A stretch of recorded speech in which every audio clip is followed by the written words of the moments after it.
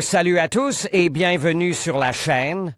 Je m'appelle Émile Garnier et ici, on parle de voitures sous tous les angles, entretien, astuces pratiques, fonctionnement des moteurs et bien plus encore.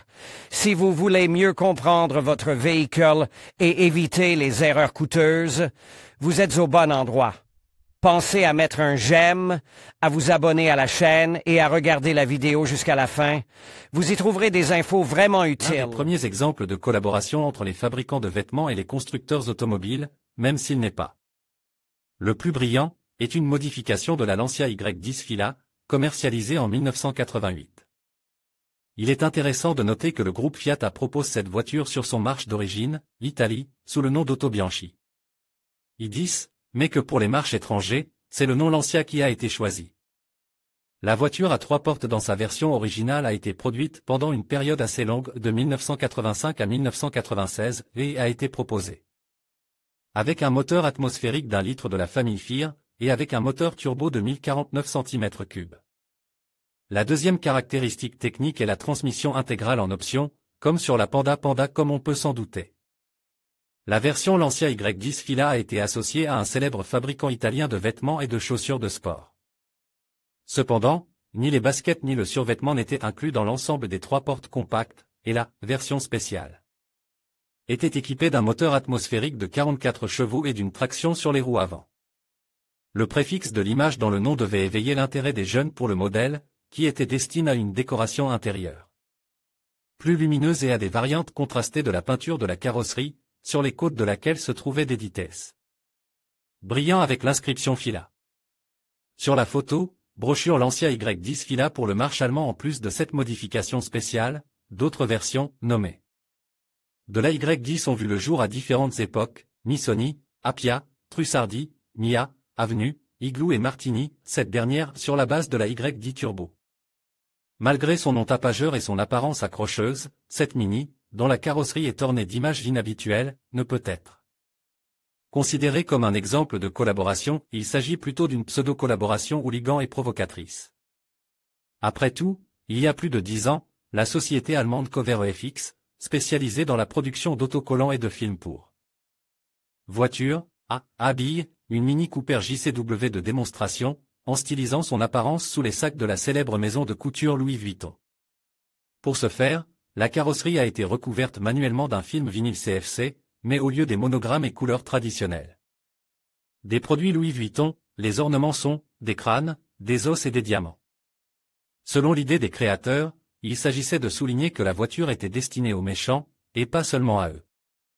L'apparence n'est pas la seule différence entre cette Mini et la Cooper standard, en jouant sur l'admission, l'échappement et le microprogramme de l'écu. La puissance du moteur est passée de 211 à 252 chevaux, et le couple augmente de manière encore plus significative de 100 Nm, jusqu'à 382 Nm. Une variante moins extrême des modifications a permis d'extraire 236 chevaux du moteur 1,6 litres. Et si la suspension sportive de la société KW ne pouvait être soupçonnée de l'extérieur que par l'atterrissage bas de la carrosserie, alors les jantes en alliage au ZLM avec des pneus Toyo R888 de taille 205/40e R17, comme on les appelle, ont attiré l'attention. Mais l'accessoire le plus inhabituel de la version LV est devenu un levier de vitesse manuel plaque or.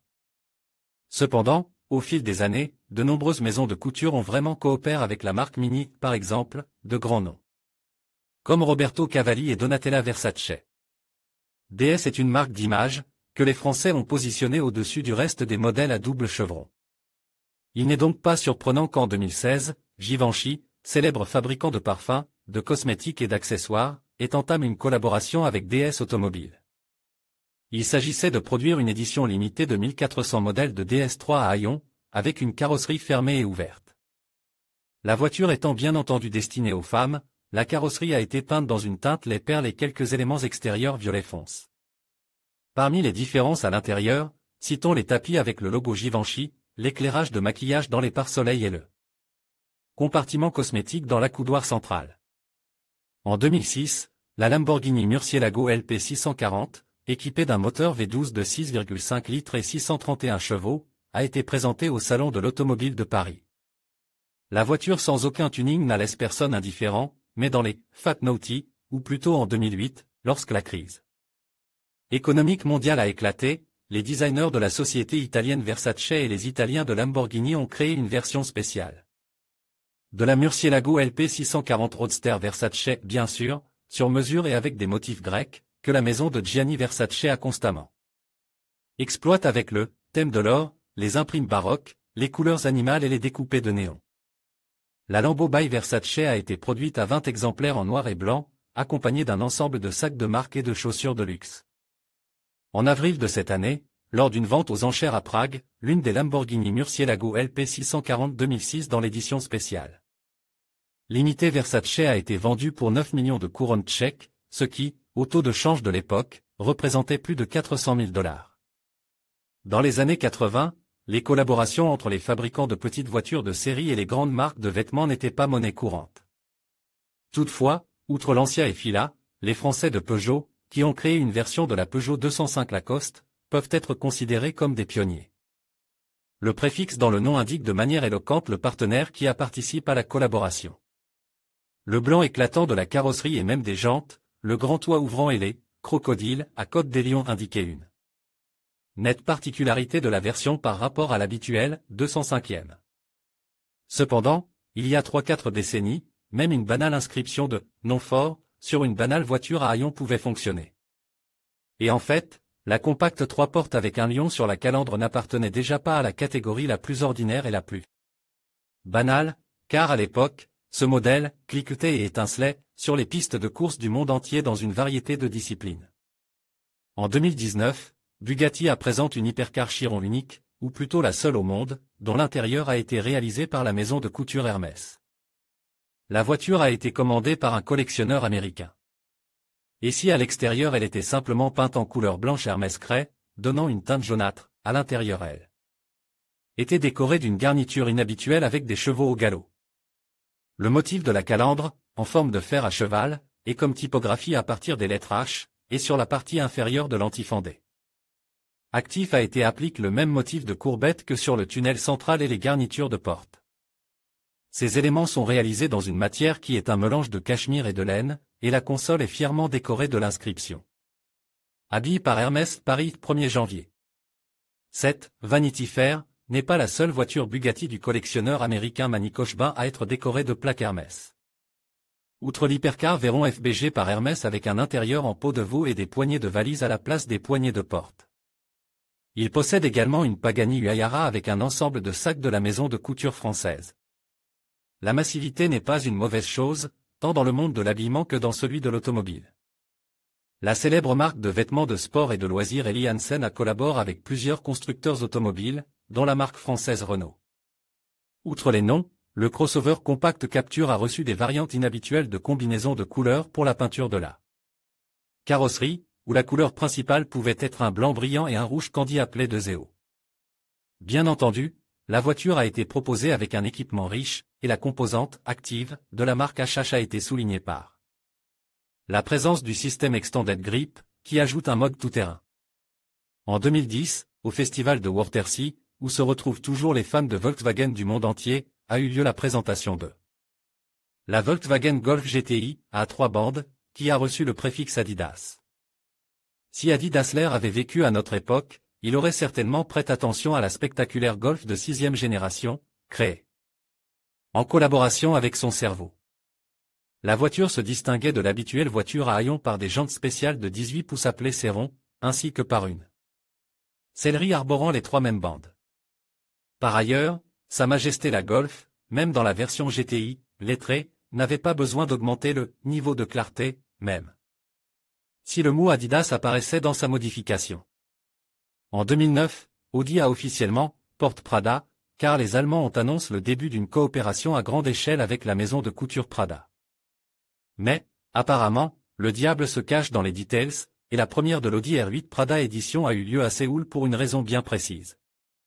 En effet, la même année, la société Hyundai, en collaboration avec Prada, présente une version du vaisseau amiral Hyundai Genesis.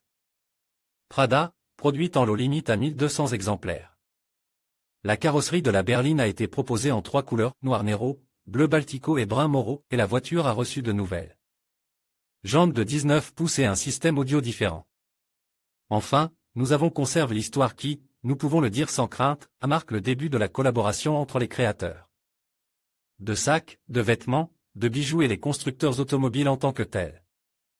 La scandaleuse maison Gucci, connue non seulement pour ses produits, mais aussi pour ses disputes et conflits intrafamiliaux, a été l'une des premières à proposer une finition spéciale pour les voitures, et pas pour la marque italienne, native, Fiat, comme cela s'est déjà produit au cours de notre siècle, mais pour les voitures américaines de l'entreprise AMC, aujourd'hui oubliées, et pas seulement.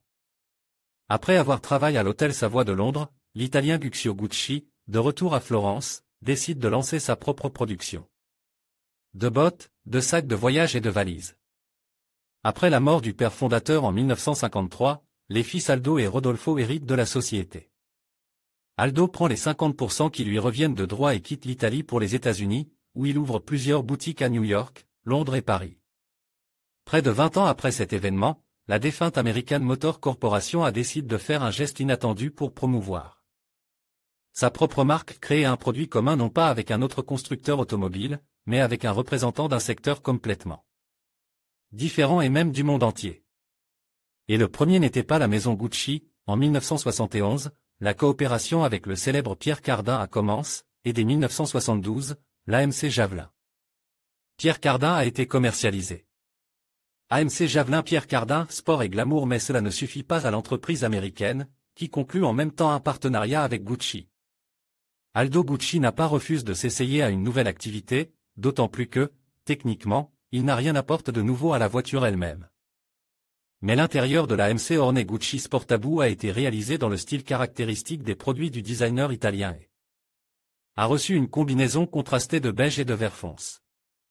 La carrosserie de la AMC Orne Gucci Sportabou a été peinte dans l'une des 4 couleurs sélectionnées par le Dr Gucci, blanc, beige et 2 tons de vert.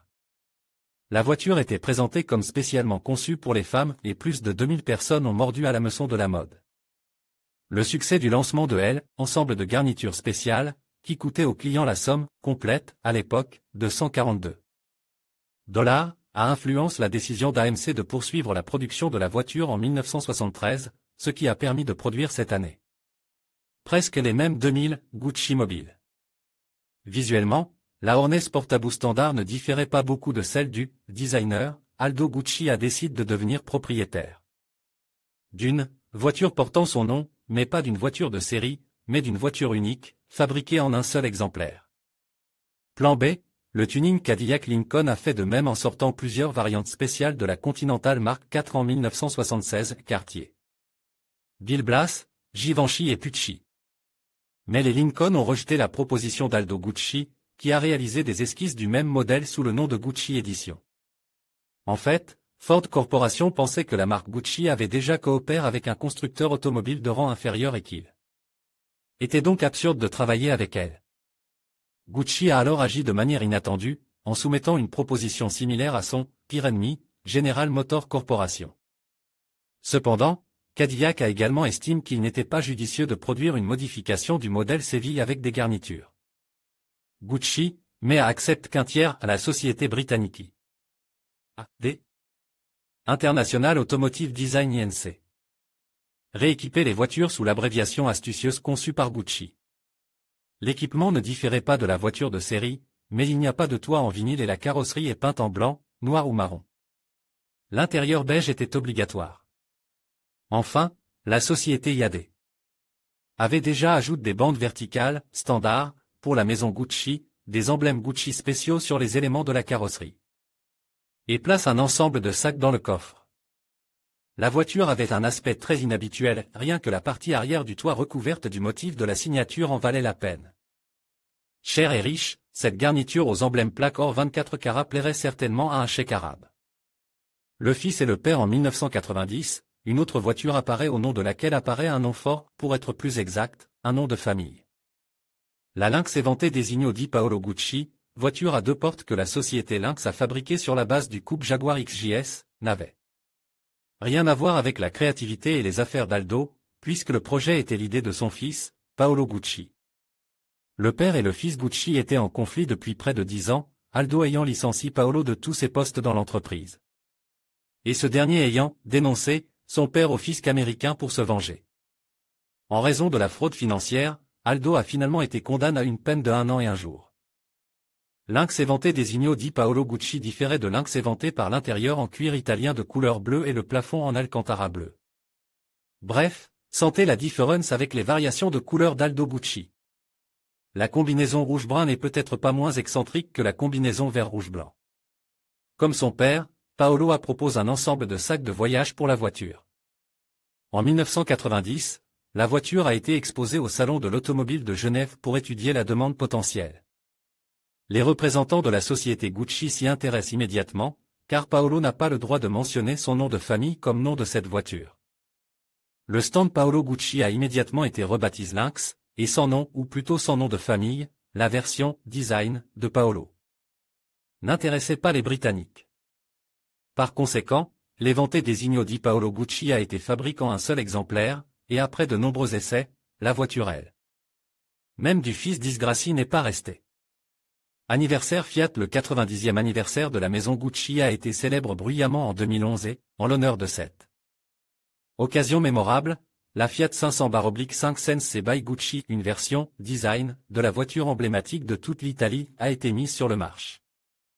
Variante sérielle et non expérimentale de la collaboration, la Fiat 5 Sense by Gucci a été présentée à la fois au Salon de l'Automobile de Genève et à la Semaine de la Mode de Milan.